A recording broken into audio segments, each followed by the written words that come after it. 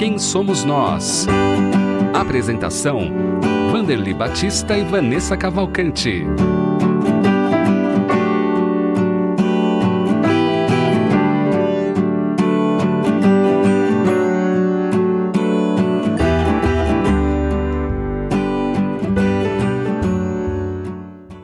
Olá, seja muito bem-vindo e muito bem-vinda a mais um programa Quem Somos Nós, transmitido aqui pela Rede Boa Nova de Rádio e pela TV Mundo Maior, emissoras da FEAL, Fundação Espírita André Luiz. Nós sempre trazemos aqui os nossos convidados que compartilham conosco as suas histórias, suas conquistas, suas experiências e os seus desafios também. Aqui na apresentação, Vanessa Cavalcante, junto com a senhora Vanderly Batista. Tudo bom com a senhora? Tudo bem, Vanessa? É um prazer renovado sempre estarmos juntos. Hoje, principalmente, nós temos um convidado aí com um assunto muito especial, muito gratificante, e você vai apresentá-lo para nós. É isso mesmo. Hoje nós vamos falar sobre o relançamento da primeira edição autêntica de O Céu e o Inferno, com ele, que é escritor, pesquisador, e também palestrante, comunicador aqui da rádio e da TV também. Paulo Henrique de Figueiredo, seja muito bem-vindo, tudo bom? Olá, Vanessa. Olá, Vanderly. Muito bom estar aqui com vocês novamente. Olá, amigos e amigas de casa.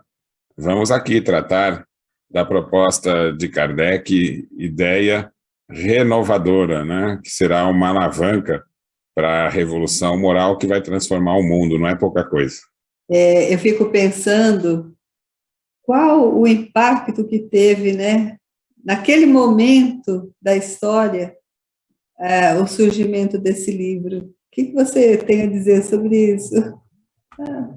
O impacto do Livro dos Espíritos, né, que ele teve 2 edições, uma primeira edição com menos perguntas, né, que ele lançou em 57, né. Hoje o acesso que nós temos às condições, aos fatos, a vida de Kardec naquela época e da sua família, demonstram coisas muito interessantes. Uma delas, né, quando Kardec lançou o livro em 57, ele trabalhava no horário comercial para uma das maiores livrarias católicas da Europa, em Paris. Tinha várias sucursais, né, e ele administrava não só a livraria, como também um jornal católico de Paris, né? E esse era o trabalho dele no horário de expediente. E ele fazia as pesquisas e foi escrevendo o livro à noite, nos finais de semana, no tempo livre, né? Quando ele lançou o livro, existiam muitos grupos, não só em Paris, mas no resto do mundo, que pesquisavam e conversavam com os espíritos, não só por meio de médiuns, mas porque esses médiuns eram também sonâmbulos. Kardec falava no primeiro livro dos Espíritos também muito sobre magnetismo, esclarecia essas questões. Então teve um impacto muito rápido, porque as pessoas que conversavam com os espíritos, né, falavam sobre os assuntos que estavam ao seu alcance. Quando chega um livro com aquela abrangência, né, e eles estavam fazendo aquilo, né, foi uma união muito grande desses grupos. Kardec era um magnetizador, também há mais de 30 anos, né?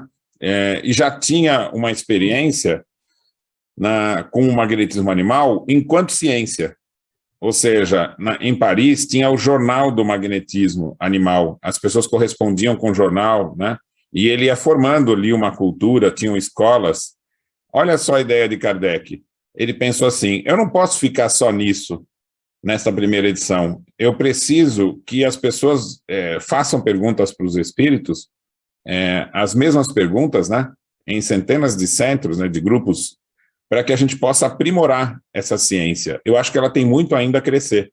Ele teve um mecenas e falou, eu vou precisar parar de trabalhar, pelo menos por uns anos, uns 3 anos, para fazer esse empreendimento. Eu preciso de um jornal para comunicar com as pessoas, e vou transformar isso numa ciência, né? Olha que visão, né?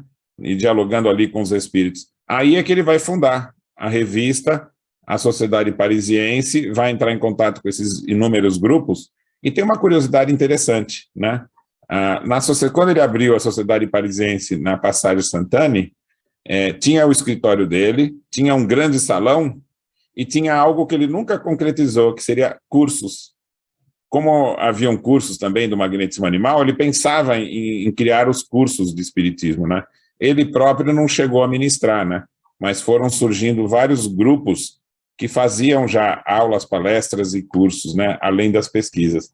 Então é muito interessante como o começo do espiritismo, né? Foi uma iniciativa que aparentemente era tímida ali, né? Um esforço, uma tentativa, a percepção de que seria algo de grande importância, né? E depois ela foi tomando vulto e se tornou essa grandeza, né, que nós temos hoje. Os 2 últimos livros dele foram O Céu e o Inferno, em 65, que causou um impacto gigantesco. Kardec, conversando com os espíritos, ele perguntou: o que é que causou de impacto O Céu e o Inferno, agora que já saiu a primeira edição? E eles responderam: grande parte da edição foi comprada pelos jesuítas. Eles estão lendo o livro e não estão encontrando o que responder, porque o que você questiona é a própria tese deles. E a tese que você apresenta, ela é inquestionável pela sua lógica. Então, eles não sabem o que fazer para combater a iniciativa, que vai ter uma grandiosa repercussão no futuro. Interessante, né, Paulo, Vanessa, Sim. que a gente vê o começo do Espiritismo, mas o Paulo já falou em outra ocasião que era um momento propício, porque já havia, né, todo esse estudo sobre o magnetismo animal e tal, e o livro O Céu e o Inferno hoje já vai ser o nosso tema principal mesmo da nossa conversa, né, porque está recém-lançada, essa edição é recuperada da primeira edição que você trouxe, e a gente quer hoje ouvir você sobre isso, sobre esse lançamento, sobre esse trabalho que foi realizado, né, Vanessa? É isso, senhora Vanderlei, exatamente. Nós queremos entender um pouco mais, que o Paulo está aqui para nos esclarecer tudo a respeito disso, para o nosso ouvinte, telespectador, internauta também ficar aí por dentro, né, deste assunto tão importante. Agora, você tem citado o capítulo 8º, né, Paulo, que foi subtraído do livro O Céu e o Inferno, a partir da 5ª edição. Qual que é a importância desse capítulo e também quais são os itens que você pode nos indicar? Olha, o capítulo 8º, é importante que a gente saiba que, da mesma forma que ocorreu com a Gênese, né, que teve uma edição com trechos alterados após a morte de Kardec, ocorreu mesmo com O Céu e o Inferno. Né? Ele foi publicado depois da morte de Kardec com alterações. Né? A lei ela é muito clara, é uma questão jurídica, né? Você não pode publicar uma obra com alterações após a morte do autor, porque isso cabe só a ele decidir. Nem os próprios descendentes podem alterar uma obra após a morte dele. Então, isso é um fato pacífico, assim. Nós temos que voltar ao original. A outra coisa é importante saber, Kardec lançou O Céu e o Inferno em 65. Ele fez uma 2ª e uma 3ª edições exatamente iguais à primeira. Né? Então, em 69, quando ele estava fazendo a mudança, ele pretendia criar uma editora, uma livraria, né, e reestruturar o espiritismo para ser um trabalho coletivo, né, mas não individual, como ele vinha fazendo, né, ainda era essa edição original. Olha que incrível, se você fosse lá na sede, que estava tudo encaixotado ali, e pegasse um Céu e Inferno das caixas, seria esse original. Nunca Kardec lidou com qualquer edição diferente, o mesmo aconteceu com a Gênese, né? Era a edição primeira também, que ele lidou desde que ele lançou até morrer. Então, para nós espíritas, né, eu acho que é até um dever, né, essa fidelidade que nós devemos ter a Kardec, de fazer uso do conteúdo que ele divulgou, fez uso em vida. Como é que ele pode se responsabilizar sobre um conteúdo após a morte? Né? Então, a FEAL faz um trabalho muito importante que já foi realizado em outras línguas. Né? Em Portugal, já tem 2 edições do Céu e Inferno original, em espanhol também, em francês, em inglês está para ser lançado, né? E a FEAL cumpre com, eu acho que com muito respeito, dedicação e interesse pela doutrina, o lançamento de uma edição original. Nós tivemos a colaboração do Emmanuel Dutra, né, que doou o seu trabalho de tradutor, um tradutor fantástico, né? Ele lança os livros em inglês e em chinês, né? Acho que a gente não sabe nenhuma palavra direito em chinês, né? Uma língua muito difícil, Com né? certeza não. Eu não sei nem dizer muita coisa, né? Acho que talvez konnichiwa, se não me engano, é chinês, posso até estar errando, né? Mandarim. Mas já sabe alguma coisa. E daí acho que é japonês, hein? Olha, tá vendo? Posso ter errado já até numa palavra só. Mas o Emmanuel Dutra faz um trabalho sério, uma tradução, né? A dona Vanderly está lendo, né? É uma leitura fluente, não é, Vanderly? É muito bom, muito bom. Parece que a gente está conversando com Kardec, né? O texto num português atual, né? Então, existem algumas questões importantes. A edição original de Kardec, ele fez um capítulo, que é o 8º, na original, que ele elaborou 25 proposições, que ele vai dizer que é o resumo da lei moral, né? Que é uma lei que rege a moral no universo, é uma lei universal, como a gravidade, né? Tem a lei da gravidade para a matéria e tem as leis morais para as almas. E Kardec vai resumir em 25 proposições. O livro é esplêndido, né? Ele tem uma primeira parte que é a doutrina, uma segunda parte que ele dá os exemplos de todas as condições do espírito, do mais simples ao mais evoluído, e faz os comentários da doutrina a respeito de cada exemplo, né? Então, a segunda parte confirma a primeira. E o capítulo 8 são 25 proposições que resumem os principais conceitos desenvolvidos na obra. Então, na edição da FEAL, na página 29, nós vamos dar uma tabelinha de correspondência entre os 25 itens e os trechos do restante do livro que Kardec desenvolve cada um daqueles itens. Então, se você quiser estudar o livro, você pega o item 1, ele tem uma nota no livro que é da página que tem o desenvolvimento do item 1, o 2, o 3 até o 25. Nós fizemos um estudo a respeito disso e percebemos, inclusive, que a versão que foi alterada depois da morte de Kardec, os trechos foram tirados, né, as proposições foram tiradas, e as que foram colocadas não têm correspondência em nenhuma outra parte do livro, né, o que demonstra uma suspeita muito grande de ser imprópria, né? Então, não precisamos nem discutir se foi Kardec ou não, e se você estudar com cuidado, você percebe que também há prejuízo. Então, tem um duplo motivo para você se afastar da antiga edição e adotar a edição original, que é a que está sendo oferecida hoje pela FEAL, Vanessa. E como as outras obras da FEAL, você pode encontrar tanto na Mundo Maior, como também em versão digital, né, na Amazon, né? Para as duas versões, né, a gente indica, né, para cada uma versão diferente. Tem gente que prefere, né, hoje a digital, a gente prefere o livro físico, e aí ficam as nossas indicações aqui também de como adquirir o livro, e depois no final do programa a gente até repete como adquirir também. Deixa eu já deixar um recadinho para todo mundo que está sintonizado aqui no Quem Somos Nós de hoje, que é o nosso convite para você se tornar um sócio do Clube Amigos da Boa Nova. Vamos expandir o amor, aliviar as dores, esse momento de grande desafio que estamos vivenciando pela pandemia. A sua ajuda é muito importante, nós temos certeza que com a sua ajuda nós podemos fazer mais e melhor na construção deste planeta, um mundo de regeneração. Você liga no 0800 12 018 38 para ser um sócio do clube. Fale com um dos nossos colaboradores por lá. Também vou deixar o WhatsApp do clube. O WhatsApp é o 11 97261 0272.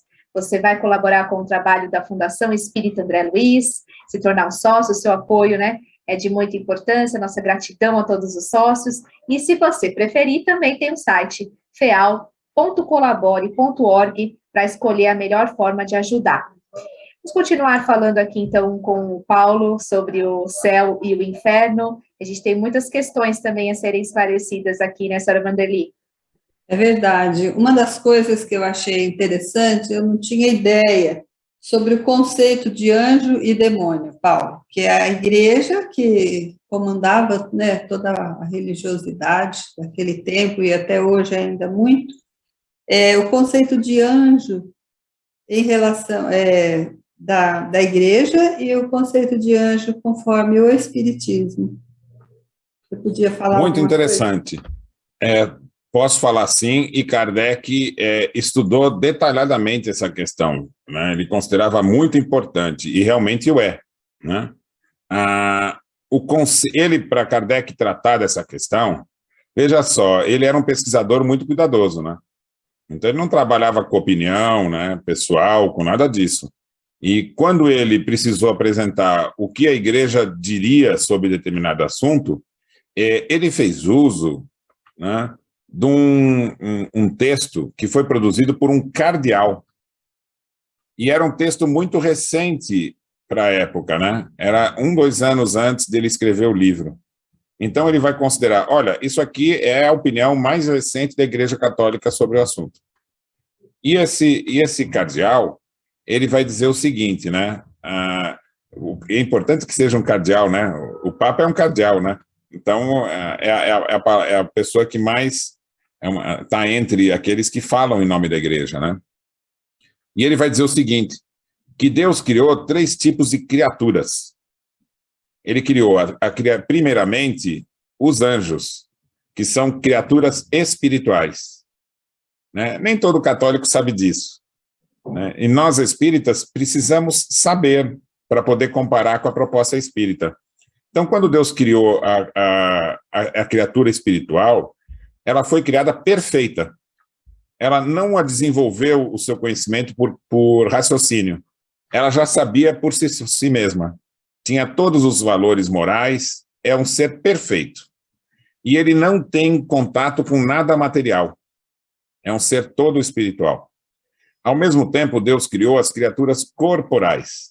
As criaturas corporais não têm uma alma, né? Porque para a igreja, a alma tem que ser a semelhança do anjo. Então, os animais todos, né, eles são criaturas corporais.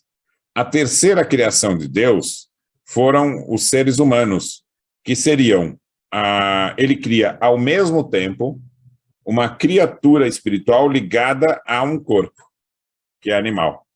Então, no ato da criação, que seria no instante em que você nasce, né, você é esse ser misto, né? E aí ele vai especificar, apesar de você ser um ser espiritual, você não tem acesso à sua essência. Porque imagina, se você é uma criatura espiritual, sua semelhança é ao anjo. Você tem todos os valores em si. Então, por que você não nasce sabendo tudo? E aí o cardeal vai dizer, todo conhecimento que chega ao ser humano é por meio dos sentidos. Ele não tem um conhecimento por si próprio, ele não tem acesso aos seus valores, nem a Deus e nem aos anjos. E aí eles completam dizendo que alguns anjos se rebelaram contra Deus e Deus transformou eles em demônios. E aí já começam a surgir as contradições. Como é que um ser perfeito, né, vai se rebelar contra Deus, né? Não dá para entender, né? Mas eles se rebelando, Deus transforma eles em demônios e eles assediam o ser humano.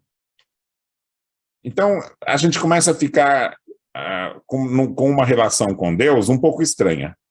Porque nós nascemos com um pecado original, acessível ao demônio enquanto no mundo, e isso tem uma vida só, né? E para que resolver tudo isso, Deus vai ter que destruir o mundo. E quando ele destrói o mundo para criar um mundo novo, ele divide o seu reino com o demônio. Então imagina isso, gente. Você pensa, você não consegue criar algo melhor do que esse Deus? Você cria um universo, aí você transforma uma parte dos anjos em demônio. Aí você vai ter que destruir esse mundo e construir outro. E quando destruir, você tem que dividir com o demônio o reino. Parte dos seus filhos vão ficar com o demônio para a eternidade. Então, isso não é uma lei natural. Na atualidade, pensar assim é impossível aceitar, né? A não ser que você tenha uma fé cega e uma obediência passiva, que é o que Kardec vai dizer. Então, ele vai dizer que o maior problema dessa ideia é que ela não bate com o conhecimento científico atual. E Kardec, então, nesta obra, que eu recomendo a todos que estão aqui nos acompanhando, que leiam. Tem um capítulo, então, que são Os Anjos. E Kardec vai dizer assim, realmente existe criatura corporal, criatura humana e criatura espiritual, ou anjo. mas todos nós passamos pelas 3 fases. Então, só há um destino para a alma e para todos nós: nos tornarmos espíritos puros, que seria o equivalente ao anjo. E o espírito puro, ele está na condição de maior felicidade, né? E, diferente do que a igreja diz, de que o anjo tem uma atitude contemplativa, né, Vanderly? Eles vão dizer, eles ficam contemplando ao Deus, né? Eles têm que adorar Deus, né? Ficar o tempo todo para fazer aquele Deus ser o soberano. Ele tem que ter adeptos, né? Tem que ter os súditos, que seriam os anjos. E o que seria uma demonstração de orgulho de Deus, né? Ele precisa de alguém adulando, né? Para se satisfazer, né? E o que o Espiritismo vai dizer sobre isso? Ele vai dizer que para todas as criaturas, sejam as criaturas corpóreas, né? Sejam as humanas, né? Sejam as espirituais, né? O trabalho é a razão de ser. Então, o que nos deixa satisfeito é trabalhar e cooperar, a união com os outros seres. E ele vai explicar também nesse livro. Esse livro é fantástico, gente. Eu tinha dificuldade de ler aquela versão anterior, que tinha contradições. Essa versão da FEAL, gente, eu não me canso de ler e reler, né? Ele se tornou meu livro de cabeceira, né?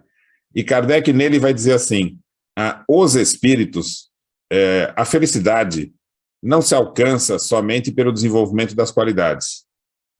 A felicidade se completa quando a gente se une aos outros. E os espíritos se unem para trabalhar de tal forma que eles possam, unidos mentalmente, cumprir as suas missões com auxílio dos outros espíritos, avaliar a si próprio e crescer junto nesse grupo e aprender com os espíritos que sabem mais. E a felicidade só se completa nessa união espiritual. Isso é uma explicação fantástica, né? Porque a gente está em busca de felicidade, né? E essa explicação vai demonstrar que você vai ser feliz trabalhando, sendo útil e se unindo aos outros, de tal forma que você se completa na união com os outros. Isso é muito bom, porque você não precisa só das suas forças para ser útil. Quando você se une aos outros, cada um tem valores diferentes. E em grupo a gente se torna mais forte. E saber que isso é a lei do universo, né? Eu acho que é por isso que o Espiritismo é consolador e abre caminho para um novo mundo, né? Realmente. Excelente, Paulo. Excelente mesmo saber de tudo isso. Que bom, né, que nós temos acesso a essas obras aí que você trouxe para nós, está trazendo, vai trazer mais, tenho certeza disso, que a pesquisa continua, né? E nós temos aí, como a senhora Vanderly também trouxe, as informações que ela já está também tendo no Céu e o Inferno. A gente já está acabando o programa, olha que rápido. Deixa aí novamente como adquirir o livro, Paulo, e convite para os nossos ouvintes também conhecerem ainda mais, né? Hoje a gente compra pela internet, né? Até em função da pandemia não dá muito para sair de casa, né? Então, se você quiser receber em casa, entra no mundomaior.com.br e você vai comprar e receber em casa. Se você é sócio do Amigos da Boia Nova, você ainda tem desconto, né? Se você quiser o livro virtual, amazon.com, né? Se você entrar na Amazon, você também tem lá o livro da FEAL no formato digital. E ele pode ser comprado em qualquer lugar do mundo, né? Você recebe lá a sua versão digital e lê no seu computador, no tablet, né? Eu recomendo, inclusive, que até mesmo nesses tempos, né, que é muito, muito fácil hoje se formar grupo virtual para estudar. Esse livro, ele é muito, muito melhor aprendido se for estudado em grupo. Pode ser também em família, né?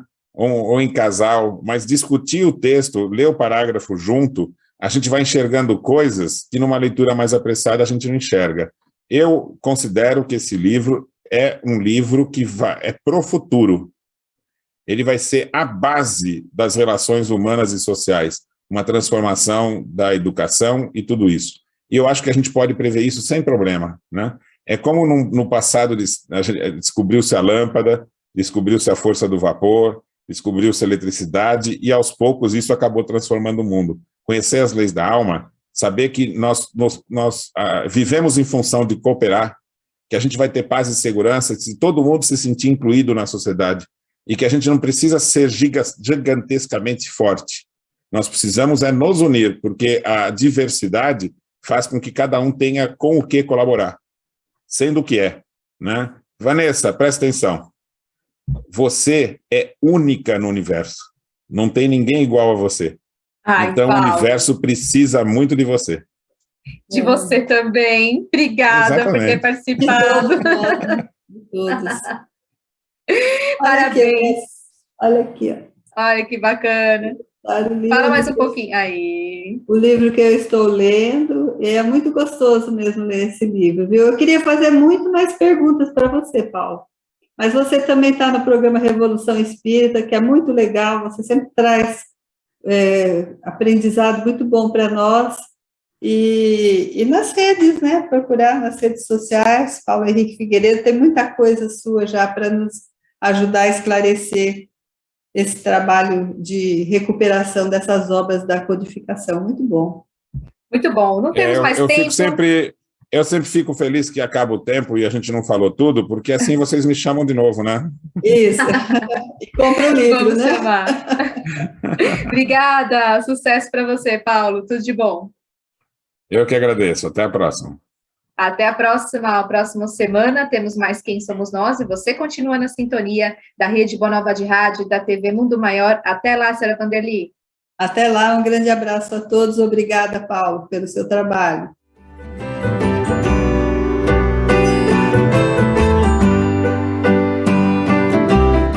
Você acompanhou Quem Somos Nós?